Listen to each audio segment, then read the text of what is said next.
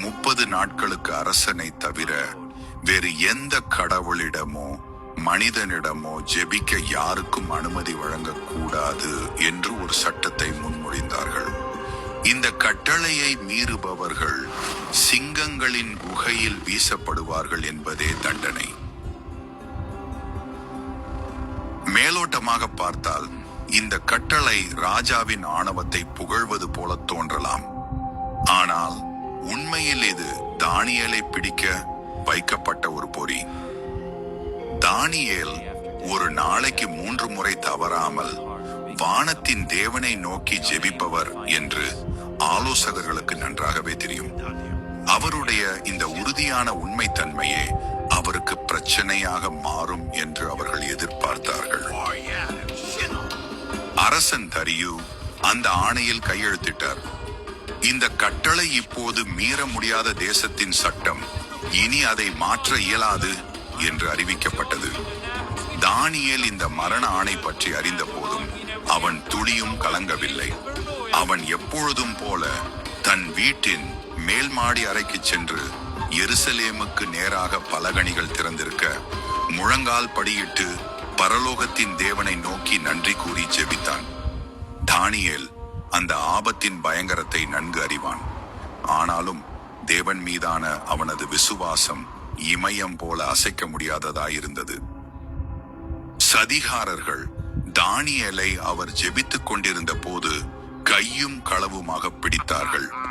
காலம் தாழ்த்தாமல் அவர்கள் நேராக சென்று அரசன் தரியுவிடம் இந்த செய்தியை சொன்னார்கள்.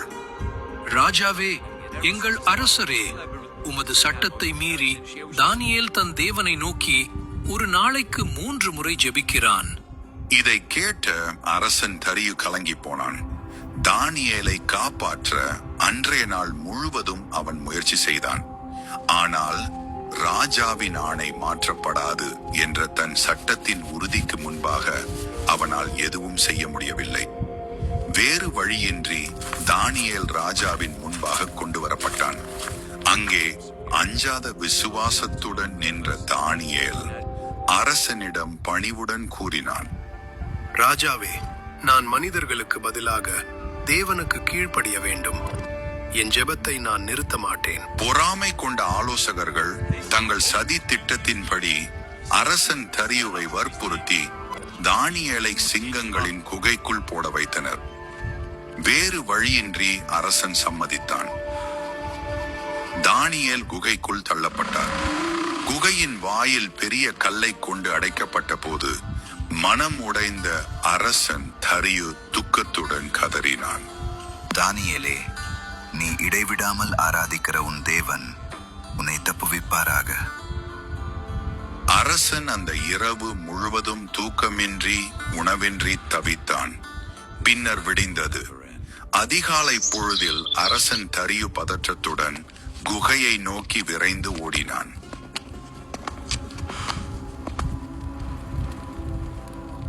நடுங்கும் குரலில் அவன் ஏங்கி கூவினான். ஜீவனுள்ள தேவனுடைய ஊழியக்காரனே, நீ இடைவிடாமல் ஆராதிக்கிற உன் தேவன் உன்னை சிங்கங்களுக்கு தப்புவிக்க வல்லவராயிருந்தாரா? உள்ளே இருந்து அமைதியும் தெளிவும் நிறைந்த தானியேலின் குரல் பதிலாக வந்தது. ராஜாவே, நீர் வாழ்க. என் தேவன் தமது தூதனை அனுப்பி சிங்கங்களின் வாயை அடைத்தார். நான் அவருக்கு முன்பாக குற்றமற்றவனாய் காணப்பட்டதினால் அவை என்னை சேதப்படுத்தவில்லை. அரசன் தரியு அளவில்லாத மகிழ்ச்சி அடைந்தான். உடனடியாக தானியேலை குகையிலிருந்து வெளியே எடுக்கவும் அவருக்கு குற்றம் சுமத்திய சதிகாரர்களை அவர்கள் குடும்பங்களுடன் அதே குகைக்குள் வீசும்படியும் உத்தரவிட்டான். அதன் பின் தேவன் தமது உண்மையுள்ள ஊழியக்காரனாகிய தானியேலை தரியுவின் அரசாட்சியிலும் தொடர்ந்து வல்லமையாக பயன்படுத்தினார்.